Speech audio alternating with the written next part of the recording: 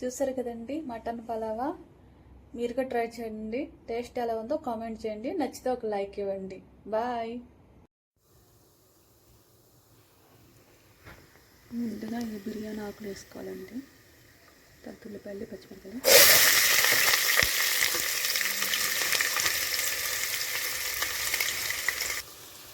మంచిగా కలుపుకుందామండి.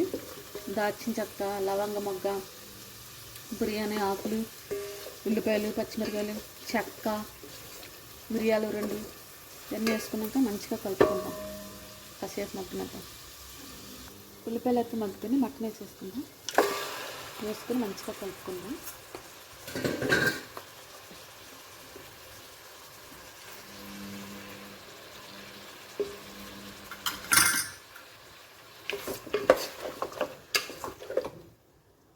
లైట్గా పసుపు వేసుకుని మూత పెట్టుకుందాం. మగ్గనిద్దాం. మంచిగా మగ్గితే పసుపు కలుపుకుందాం. కలుపుకొని బాగా మగ్గనిద్దామండి. మటన్ బాగా మగ్గాక అప్పుడు అవన్నీ వేద్దాం. మూత పెట్టి మగ్గనిద్దాం.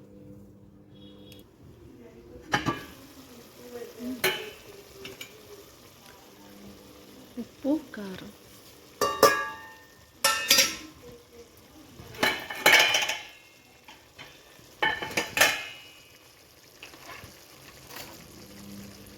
టమాటాలు, కరివేపాకు,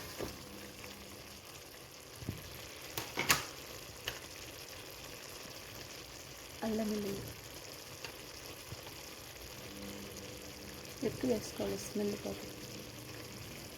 పలావాకి ఇదే మంచి టేస్ట్. ఒకసారి కలిపేసుకుందాం.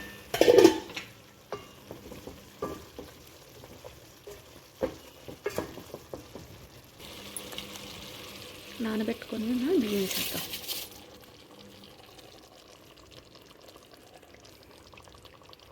ఒకసారి కలుపుకుందాం. 2 గ్లాసులన్నర బియ్యం వేసుకున్నానండి. దీనికి 6 గ్లాసులు నీళ్ళు వేసుకుంటాను. ఎందుకంటే చక్క పొద్దున మీద ఉడకాలిగా. మటన్ ఉడకాలి.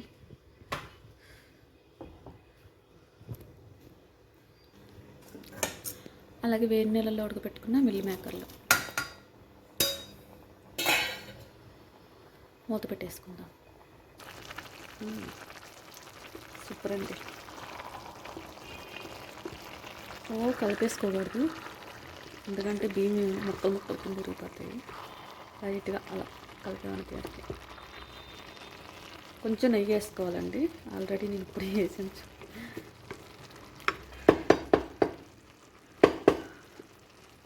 మూత పెట్టుకుందాం. సిమ్లో మగ్గనిద్దాం.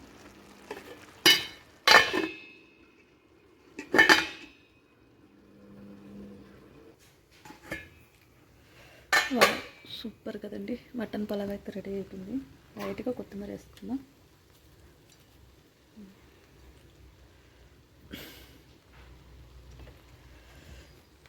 చూసారు కదండి. మీరు కూడా ట్రై చేయండి. మీకు నచ్చితే టేస్ట్ ఎలా ఉందో కామెంట్ చేయండి. అలాగే చిన్న లైక్ ఇవ్వండి. బాయ్.